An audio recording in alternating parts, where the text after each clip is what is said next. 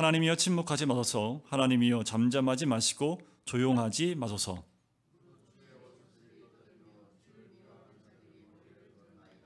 그들이 주의 백성을 치려하여 간계를 꾀하며 주께서 숨기신 자를 치려고 서로 의논하여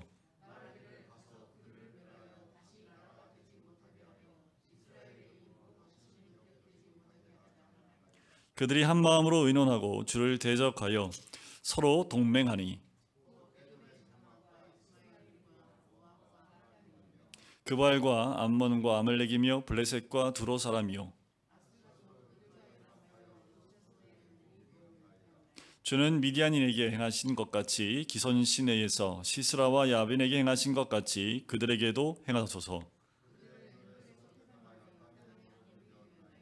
그들의 귀인들이 오렙과 셉 같게 하시며 그들의 모든 고관들은 세바와 살문나와 같게 하소서.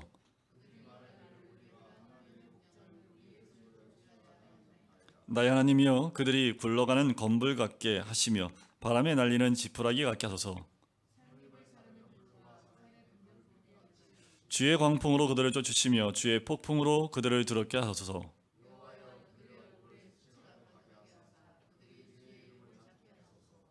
자, 두 절 같이 읽을까요? 그들로 수치를 당하여 영원히 놀라게 하시며 낭패와 멸망을 당하게 하사 여호와라 이름하신 주만 온 세계의 지존자로 알게 하소서.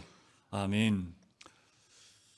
이 세상에는 두 가지 종류의 사람만 있습니다. 하나님의 백성과 그렇지 않은 백성이지요. 그러다 보니까 하나님 백성과 세상 사람들과의 관계는 섞일 수 없는 관계지요. 마치 물과 기름과 같은 사이와 같습니다. 그만큼 생각하는 게 참 다릅니다. 저희들 생각은 말씀에 늘 연습하고 훈련하는 것이 말씀에 순종하고 말씀의 가치관대로 또 그 사고대로 움직이려고 노력을 하고 우리의 삶 가운데 모든 걸 주관하시는 분이 하나님 것을 인정하는 삶을 살고 있는 것이 예수 믿는 사람이라면, 그렇지 않고 세상 사람들은 자신이 주인처럼 자신의 유익을 따라 움직이는 사람들이겠지요. 그러다 보니까 이 두 백성들, 두 사람들은 늘 부딪힐 수밖에 없습니다. 그래서 예수님께서 제자들에게 말씀하신 것이 있어요. 내가 세상에 평화를 주러 왔다고 생각하지 말라라고 말씀합니다. 오히려 세상에 검을 주러 오신 것이다 라고 말씀을 하지요. 그러면서 가정 안에 보면 아버지와 아들이, 어미와 딸이, 며느리가 시어머니와 불화하게 함이라 라고까지 말씀을 하셨습니다. 그 불화가 왜 일어납니까? 복음이 들어가면 복음을 받은 자와 그렇지 않은 자 사이에 그런 논쟁이나 부딪힘이 반드시 있을 것이다 라고 말씀하는 거지요.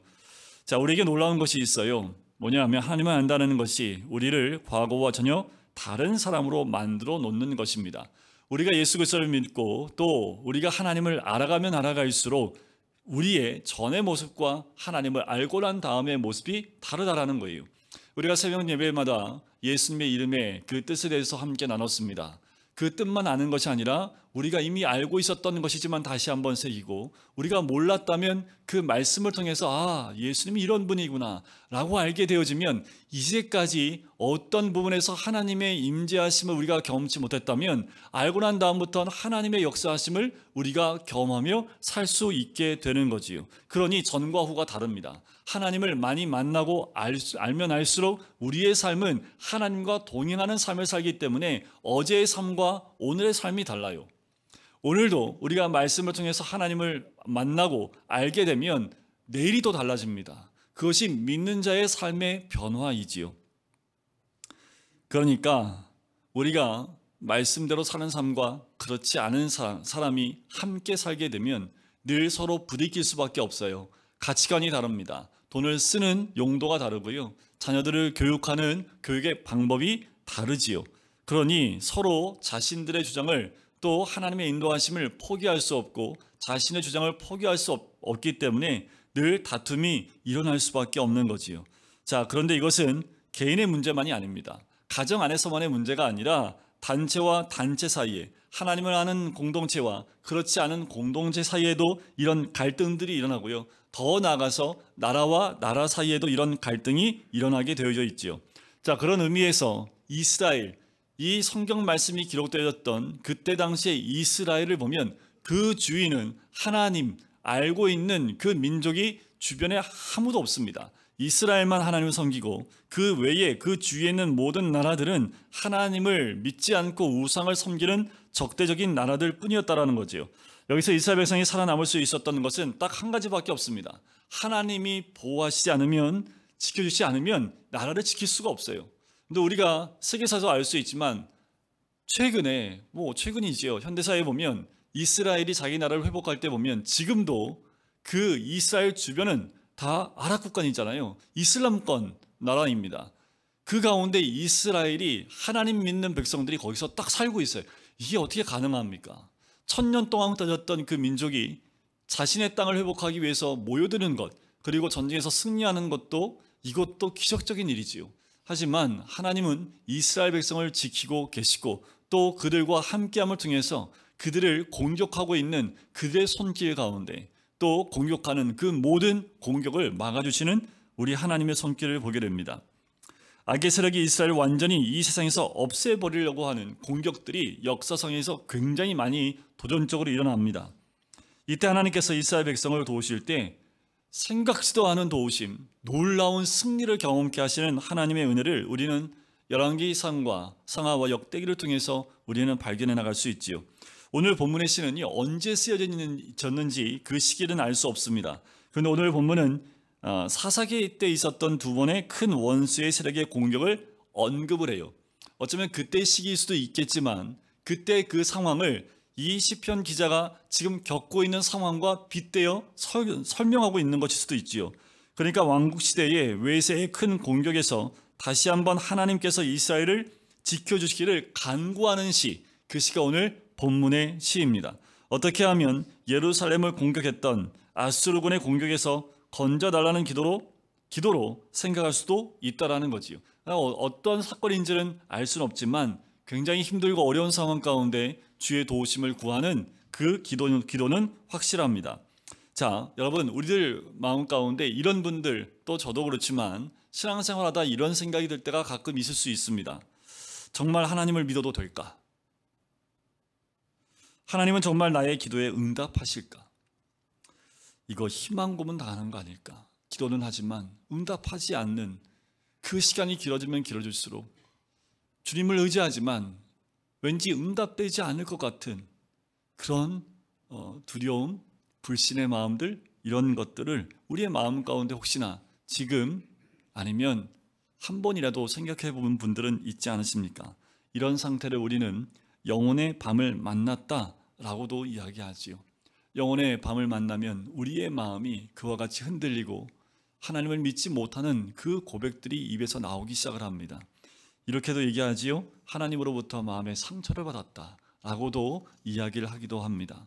왜요? 우리의 삶 가운데 이겨낼 수 없는 그 환경과 사건이 오면 우리가 끝까지 하나님을 의지하다가도 또 넘어지고 또 하나님 내 기도에 응답하지 않는 것 같은 그 믿음 없는 말을 할 때가 참 많지요. 오늘 본문의 1절은 이렇게 시작합니다. 하나님이여 침묵하지 마소서. 하나님이여 잠잠하지 마시고 좀 조용히 하지 마십시오 라는 거예요. 마치 하나님께 좀 섭섭한 마음이 있는 것 같아요. 왜 이렇게 조용하십니까? 왜 이렇게 잠잠하십니까? 이때는 침묵하시면 안 되잖아요, 하나님. 근데 왜 침묵하십니까? 어쩌면 하나님께 원망이 생기는 것 같은 느낌의 그 기도로 1절을 시작을 해요. 지금 이스라엘은 매우 어려운 처지에 빠져 있습니다. 주변 국가뿐만 아니라 아수르까지 나라들이 보니까 오늘 나라들이 나오는데 대략 한 10개의 나라가 됩니다. 그 나라들이 이스라엘 치려고 다 하나가 돼서 동맹을 맺어서 공격해 들어오는 거예요.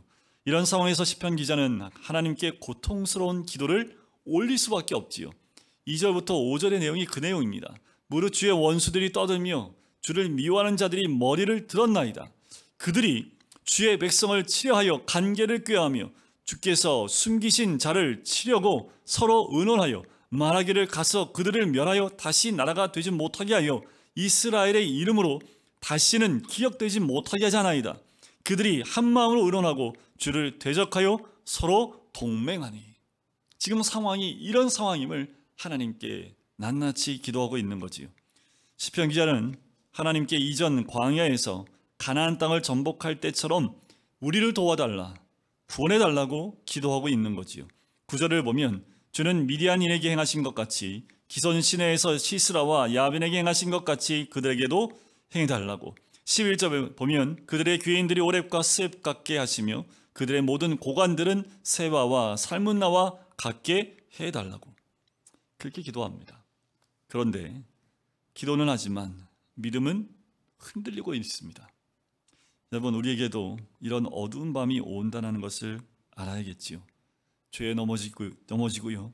믿었던 사람에게 배신을 당하기도 하고요.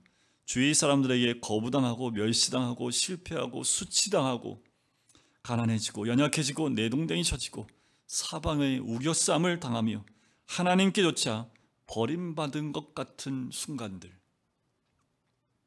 이겨내기 너무나 힘들고 어려운 순간들, 그 순간들이 있지요. 우리는 영혼의 밤이 올지라도 믿음이 흔들리지 않을 수 있도록 스스로를 돌아봐야 합니다. 무엇이 나로 하여금 영혼의 밤이 와서 믿음을 흔들리게 하는지, 무엇이 나로 하여금 그 믿음에서 떠나가게 하는지를 돌아봐야 합니다. 예수님께서는 이 땅에 내가 다시 올 때 믿음을 보겠느냐라고 말씀을 합니다. 누가복음 18장 8절에 보면 인자가 올 때 세상에서 믿음을 보겠느냐 하시니라. 예수님께서 찾으시는 믿음은 무슨 믿음일까요? 이 믿음이 뭔지를 찾으려면 누가복음 18장 8절의 앞부분을 볼 필요가 있습니다. 주님이 찾으시는 믿음은 그 앞부분을 보면 낭망하지 않는 믿음임을 알 수 있어요. 누가복음 18장 1절부터 8절까지의 내용을 보면 이런 예를 드십니다. 한 과부가 있어요. 근데 그 과부가 억울한 일을 당합니다. 그래서 밤낮 재판장 앞에 가요. 재판장 집에 찾아가서 억울한 일을 풀어달라고 청을 합니다. 소리 지르고 문을 두드리면서 나의 억울함을 풀어달라고 재판장에게 계속 얘기를 해요. 기억나시나요? 이 재판장은 뭐로 움직이는 사람이냐면 뇌물로만 움직이는 재판장입니다. 그런데 너무 이 과부가 와서 아침 저녁으로 문 두드리고 막 소리 지르니까 재판장이 어떻게 할 수 없어서 속으로 이렇게 얘기합니다. 내가 하나님을 두려워하지 않고 사람을 무시하나 이 과부가 나를 번거롭게 하니 내가 그 원한을 풀어주리라. 그렇지 않으면 늘 와서 나를 괴롭게 하리라. 이 말씀을 하십니다. 그러면서 7절에 보면 하물며 하나님께서 그 밤낮 부르짖는 택하신 자들의 원한을 풀어주지 아니하시겠느냐, 그들에게 오래 참으시겠느냐. 이 말씀을 하시고는 세상에 다시 오실 때의 믿음을 보겠느냐 하고 탄식하신 거예요. 그러므로 예수님이 찾으신 믿음은 뭘까요? 어떤 일이 있어도 낭망하지 않는 믿음. 그리고 낭망하지 않는 믿음이 기도인 것을 우리는 알 수 있지요. 어떤 낙심되는 상황이 벌어진다 할지라도 하나님께 기도한다면 그는 낭망한 것이 아닙니다. 시편 83편에도 보면 감사도 찬양도 기쁨도 용서도 사랑의 고백도 다 없어요. 내용을 보면 그저 살려달라는 거예요. 도와달라는 거예요. 우리가 너무너무 힘들 때는 다른 거 없죠. 기도하면서 하나님 살려달라고, 이 문제만 해결해 달라고, 이 문제 하나님이 해결해 주셔야 됩니다. 저 사람의 마음을 돌이켜 주셔야 합니다. 그 기도 외에는 입으로 나올 만한 내용이 없는 거지요. 어떻게 보면 문제 해결을 위해서만 간구하고 있는 기도일 수 있습니다. 13절에 보면 나의 하나님이여 그들이 굴러가는 건물 같게 하시며 바람에 날리는 지푸라기 같게 하소서. 살림을 사르는 불과 산에 붙는 불길같이 주의 광풍으로 그들을 쫓으시며 주의 폭풍으로 그들을 두렵게 해달라고 그렇게 기도하지요. 그러나 절망적인 상황에서 여전히 기도했다는 것이 너무도 귀합니다. 여러분, 우리가 힘들고 절망적이고 모든 것이 끝난 것 같은 상황이라 할지라도 기도를 쉬지 않으셔야 합니다. 형편이 너무나 어렵고 상황이 절망적이고 수준 높은 기도를 드릴 수 없을지라도 결코 기도를 내려놔서는 안 된다라는 거예요. 우리가 남과 북이 하나가 되기 위해서 아마도 6.25 이후에 계속 기도했을 겁니다. 지금도 기도하고 있고요. 그런데 저번 주에는 드론이라는 비행기를 날려서 아주 나라를 다 뒤집어 놨습니다. 드론을 날려서 아마도 많은 것을 촬영해 갔을 거고, 뉴스에 보니까 지금 용산에 있는 그것까지, 그 지역까지 드론을 통해서 다 촬영해서 아마 간 것 같다라고까지 인정을 했습니다. 통일될 것 같지 않은 자꾸 사건들만 일어나요. 평화로운 통일은 점점 멀어지는 것 같아요. 그러나 이때 주님 말씀하시는 거지요. 내가 낭망하지 않는 믿음을 보겠느냐? 그래요. 언젠가 우리 민족에게 우리 민족의 절망이 있을 수 있지요. 성도들이 민족을 위하여 기도하기를 그치는 순간이 온전한 절망입니다. 모든 것을 내려놓고 기도하기를 그쳤을 때, 그때가 절망의 순간이지요.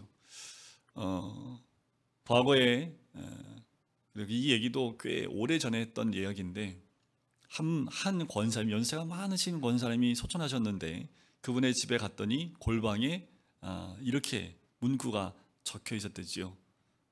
대한민국에 걱정하지 말라, 내가 기도하고 있다 라는 문구를 벽에다 붙여놓고 기도했던 권사님이지요. 지금도 누군가는 이 민족을 위해서 목숨 걸고 기도하는 사람이 반드시 있을 줄 믿습니다. 없다면 우리가 해야겠지요. 기도가 멈춰는 순간 절망은 바로 우리 눈앞에 와 있는 거지요. 여러분, 영혼의 밤이 왔을 때 기도가 생명줄이라는 것을 알아야 합니다. 기도가 그치는 순간 하나님의 약속은 어쩌면 희망이 사라진 희망 고문이 되어버리고 마는 거지요. 탄식도 괜찮아요. 기도할 말을 찾지 못하거든 기도하는 모션인 두 손을 들기라도 하듯, 손을 들 힘이 없다면 하나님 앞에 엎드린 모습으로라도 하나님 앞에 나아가는 것이 중요하지요. 기도를 하고 짧게 보면 응답되지 않은 것 같지만 결국 기도는 응답되어지는 것을 보게 돼요.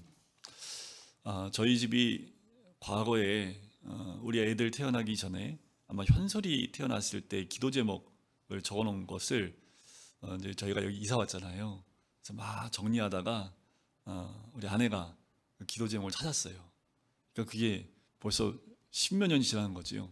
이렇게 보더니 그때 기도했는데 기도의 제목들이 이루어진 게 이렇게 눈에 보이는 거예요.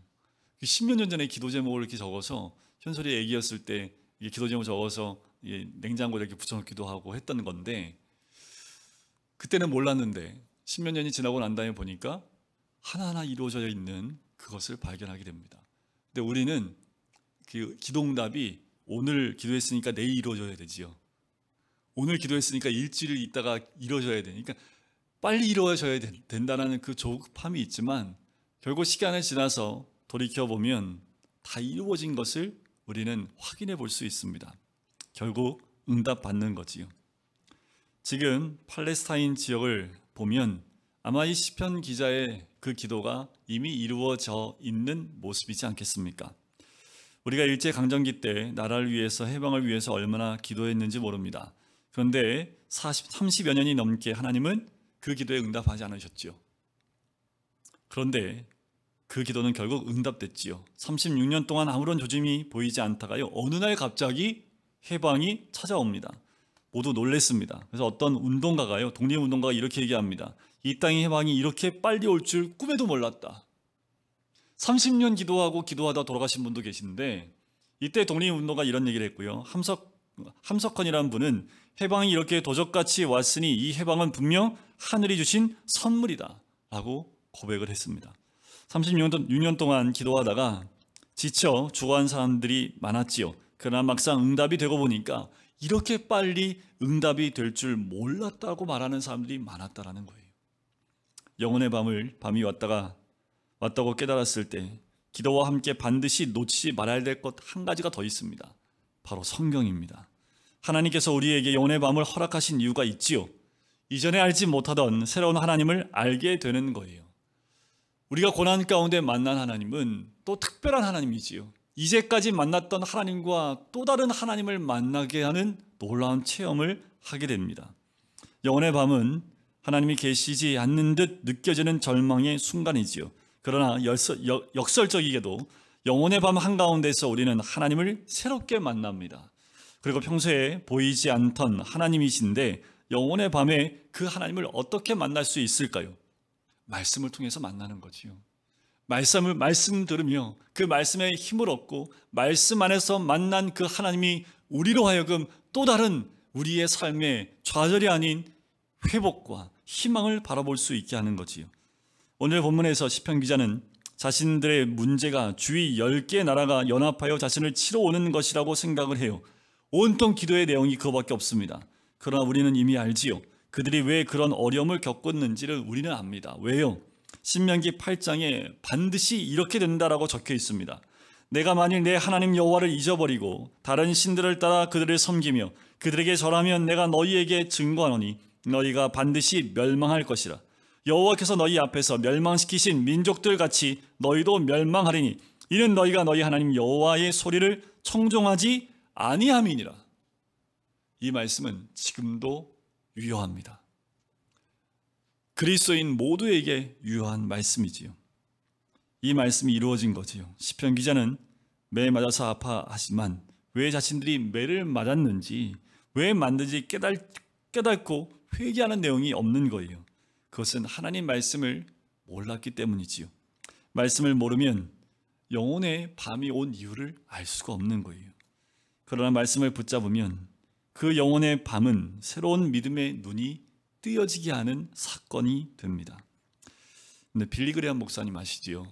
그런데 여러분들 이분 아십니까? 찰스 템플턴 모르시죠? 이 두 분이 굉장히 단짝 친구셨고 빌리 그레엄 목사님과 함께 전도를 할 때 이 두 분이 항상 같이 다녔던 분 중에 한 분입니다. 찰스 템플턴이라는 그 분도 빌리 그레엄 목사님과 함께 젊었을 때 전 세계를 같이 순회하면서 전도 집회를 했던 분입니다. 그런데 이 템플턴 목사님이요, 신앙적 회의에 빠지게 되는데 그 빠진 이유가 뭐냐면 사진 한 장을 보고 이분이 회의에 빠집니다. 그 사진이 뭐냐면 라이프지에 실린 북부 아프리카 한 지방의 여인이 굶어 죽은 아기를 안고 그냥 눈물도 흘리지 않고 멍하니 하늘을 원망에 찬 눈으로 쳐다보고 있는 사진 한 장입니다. 그곳은 처참한 가뭄을 겪고 있는 곳인데 템플턴은 지금 이 여자에게 필요한 것은 비뿐인데 그런데 비를 내려주시지 않는 신이 사랑과 자비의 창조주 맞나? 라는 회의에 들기 시작을 해요. 하나님이 우리를 진정 사랑한다면 이 여인이 받는 고통을 어떻게 설명할 수 있느냐? 더 이상 믿을 수 없다는 것이에요. 그는 방황하기 시작을 했고 도서관에 들어가서 수많은 책을 읽으며 자신이 방황하는 문제의 답을 찾으려고 합니다. 그러다 결국 불신자가 돼요. 1957년 결국 그는 목사의 직분을 버리고 성경도 믿지 않겠다고 선언해 버리고 교회를 떠나버립니다. 빌리 그레엄 목사님이요, 이분을 설득하기 위해서 만나요. 근데 오히려 논리적으로 이 빌리 그레엄 목사님과 대화하면서 논리적으로 말하는 그 말에 빌리 그레엄 목사님도 회의에 빠지기 시작을 합니다. 이 말을 하는데 오히려 이제 빌리 그레엄 목사님이 설득하러 갔다 설득을 당해버려요. 그래서 이 빌리 그레엄 목사님이 그 회의와 의심 가운데 산속으로 갑니다. 산속에서 무릎을 꿇고 기도하기 시작을 해요. 성경을 붙잡고 기도합니다. 아버지, 믿음으로 이 책을 아버지의 말씀으로 받습니다. 지식적 의문과 회의보다 믿음을 더 앞자리에 두겠습니다. 그리고 빌리 그레엄 목사님은 회복하고 더 확신에 찬 전도자가 되게 되었지요. 영혼의 밤을 지나는 비밀은 성경에 있습니다. 성경 말씀을 붙잡지 않으면 영혼의 밤을 만난 자에게 하나님의 은혜와 사랑은 그냥 고문일 뿐인 거지요. 고린도후서 1장 8절에 보면 이런 말씀이 있습니다. 형제들아, 우리가 아시아에서 당한 환난을 너희가 모르기를 원하지 아니하노니 힘에 겹도록 심한 고난을 당하여 살 소망까지 끊어지고 우리는 우리 자신이 사형 선고를 받은 줄 알았으니 이는 우리로 자기를 의지하지 말고 오직 죽은 자를 다시 살리시는 하나님만 의지하게 하십니다. 살 소망까지 끊어졌대요. 왜요? 무슨 일 하는데요? 지금 사도 바울이 뭐 하다가 살 소망까지 끊어진 사망 선고와 같은 이런 환경과 사건을 맞이했습니까? 전도하다가요. 돈을 벌러 나가다가 그런 것도 아니에요. 평생 선교를 위해서 헌신했던 사도 바울은 선교하다가 살 소망까지 끊어지는 그 절망감 가운데 빠졌습니다.